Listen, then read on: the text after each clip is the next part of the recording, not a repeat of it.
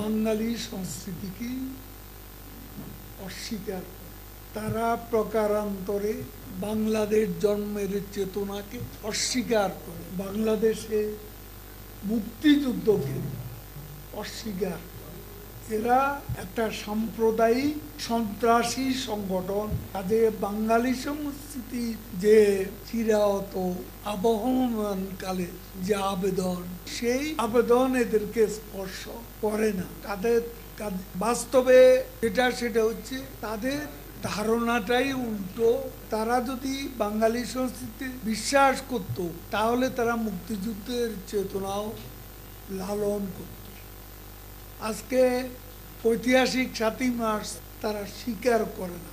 এই যে 17ই এপ্রিল মুজিবনগর দিবস, বাংলাদেশের প্রথম স্বাধীন বাংলাদেশে প্রথম সরকারের যে শপথ দিবস, সেই দিনটি তারা অস্বীকার করে এবং সরকার গঠনের দিন 10ই এপ্রিল এটাও তারা অস্বীকার করে। আমাদের স্বাধিকার সংগ্রামে সবচেয়ে গুরুত্বপূর্ণ মাইল ফলক 7ই জুন তারা অস্বীকার। কাজেই বিএনপির কাছ থেকে আমরা মুক্তিযুদ্ধের চেতনা, বাঙালি সংস্কৃতির চেতনা, এইসব ব্যাপারে তারা ইতিবাচক রাজনীতি করবে, এটা আমরা আশা করি।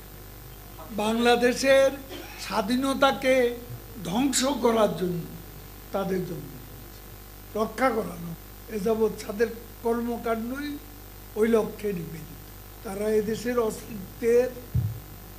অস্তিত্বের মূলেই আঘাত করতে। তারা 71-এ তাদের যে ভূমিকা সবাই জানে। হঠাৎ করে বাঁশিতে ফু দিল। স্বাধীনতাটা কি পর্বতের মুশিক প্রসবের মতো কোনো ঘটনা?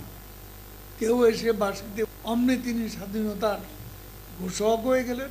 24 বছরের রক্তাক্ত সংগ্রাম, আন্দোলন, এসবের তাহলে কোনো প্রয়োজন নেই।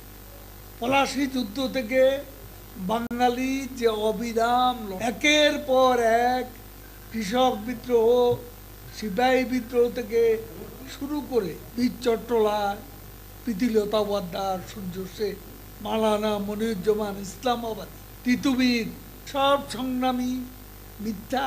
বিএনপি এসব স্বীকার করে। তারা মনে করে 9 মাসে যে সংগ্রাম, যুদ্ধ, সেই যুদ্ধটাই স্বাধীনতা।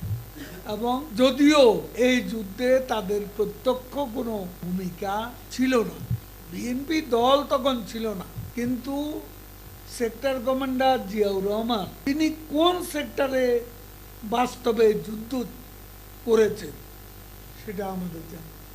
বিকাশে কম খরচে ক্যাশ আউটের লিমিট বেড়ে 50,000, প্রিয় এজেন্টও 2টা। প্রসঙ্গ হলো আমি মির্জা ফখরুলকে চ্যালেঞ্জ, 60 লাখ লোকের আমি তালিকা চাই। ছিল 20,000, এখন সেটা 60 লাখ। তো 60 লাখ বন্দি বিএনপি নেতা কর্মী, এদের তালিকাটা অবিলম্বে প্রকাশ না হয় মিথ্যাচারের জন্য জাতির কাছে ক্ষমা চাইবে।